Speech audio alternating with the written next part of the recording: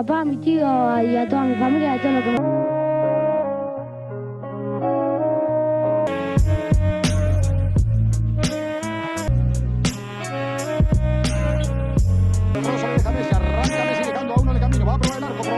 Y ahora he vuelto y muy contento. Muy grande. Pernahkah kamu mendengar kisah tentang seorang anak kecil yang tubuhnya terlalu mungil untuk bermain sepak bola? Anak itu berasal dari Rosario, Argentina. Orang-orang dulu berkata, dia terlalu kecil, dia tak akan sanggup bertahan di dunia yang keras ini. Tapi siapa sangka, tubuh kecil itulah yang kelak membuat dunia sepak bola bertekuk lutut. Anak kecil itu bernama Lionel Messi. 5 goles y espero seguir marcando más.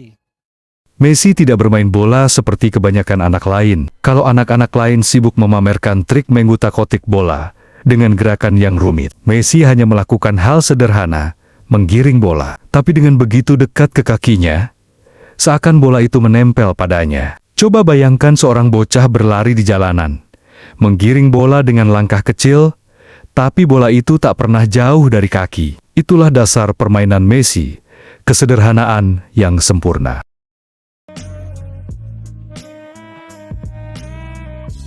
Ketika Messi tumbuh, tubuhnya memang tidak sebesar pemain lain. Tapi disitulah letak keajaibannya. Kakinya yang pendek membuat titik gravitasinya rendah, sehingga setiap kali dia menggiring, dia bisa berubah arah secepat kilat. Bek yang tinggi besar, seperti pohon tak bisa mengikutinya. Satu gocekan kecil ke kiri, lalu sedikit gerakan tubuh ke kanan, dan lawan sudah tertinggal. Bahkan, banyak orang bilang, Messi tidak berlari dengan bola. Bolalah yang mengikuti Messi.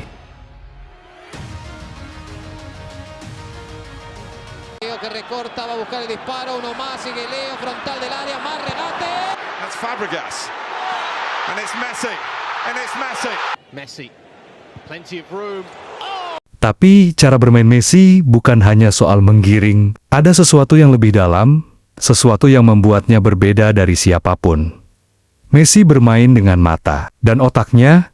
Ketika kita menonton pertandingan, kita hanya melihat bola dan pemain di sekitarnya. Tapi Messi, dia melihat seluruh lapangan. Dia tahu di mana rekan setimnya berdiri. Dia tahu kemana lawan akan bergerak. Bahkan seakan bisa membaca masa depan, umpan-umpan yang tak mungkin kita bayangkan. Bisa dia lepaskan dengan begitu mudah. 1 detik dia tampak berjalan santai, menunduk, bola di kakinya. Detik berikutnya dia mengangkat kepala, sebuah umpan menembus 3 pemain lawan, tepat di kaki rekannya yang sudah siap mencetak gol. Orang menyebut itu visi bermain, tapi mungkin lebih tepat kalau disebut Messi bermain dengan indera keenam.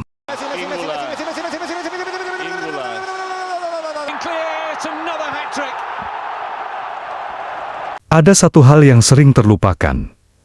Messi jarang bicara di lapangan. Dia tidak banyak berteriak, tidak mengangkat tangan untuk mengomandoi. Dia hanya berjalan, diam, lalu tiba-tiba meledak dengan gerakan yang membuat lawan terperangah. Itulah mengapa Messi berbeda. Dia tidak perlu banyak suara. Dia berbicara dengan kakinya.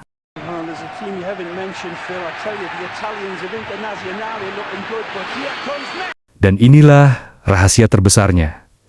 Messi selalu tahu kapan harus lambat dan kapan harus cepat.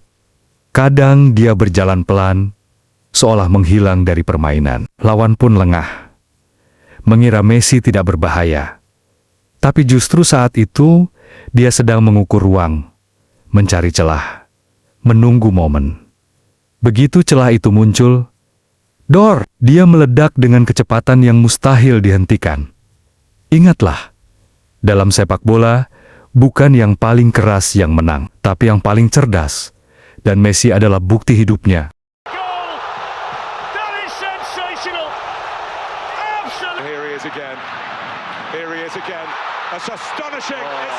Messi la pone. Pero Apakah Messi sempurna? Tidak.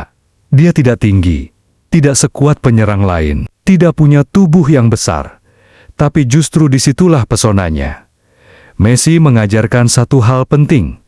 Kekurangan bisa berubah menjadi senjata. Jika kau tahu bagaimana menggunakannya, dia tidak mencoba jadi orang lain.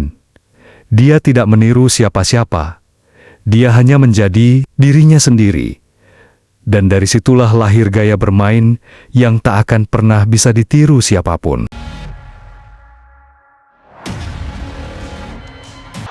That is sensational. Absolutely. Look at this, Kevin. It's a brilliant run from Messi. Will he go all the way? Hari ini, ketika kita melihat Messi di lapangan, kita seperti sedang menonton sebuah dongeng hidup. Setiap gocekan, setiap umpan, setiap gol adalah kalimat dalam cerita panjang yang ia tulis dengan kakinya. Messi la pone. Pero Lionel Messi bukan hanya pemain bola. Dia adalah seniman, penyair, dan pendongeng yang bercerita lewat sepak bola. Dan mungkin kisah ini akan tetap hidup, bahkan setelah ia berhenti bermain, karena dongeng tentang Messi akan terus kita ceritakan dari generasi ke generasi. Por dentro, una superioridad, sigue Leo.